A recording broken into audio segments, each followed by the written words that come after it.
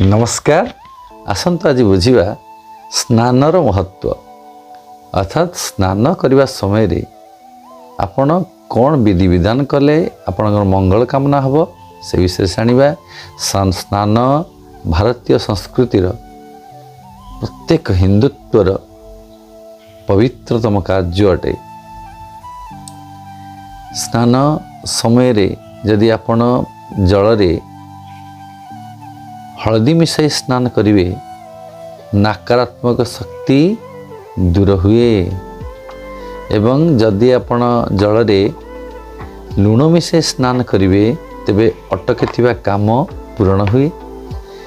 जदि गुजराती कुंड मिसाई करी स्नान करिवे खराब दिन शीघ्र चली जाए एवं जदि आपण कंचा क्षीर मिसाई स्नान करिवे तेबे फसीथिबा पैसा शीघ्र प्राप्त हुए एवं जदि गंगा जल मिसाई आपण स्नान करिवे तेबे सकारात्मक ऊर्जा आपणकर बढ़ी नकारात्मक ऊर्जा नष्ट हुए।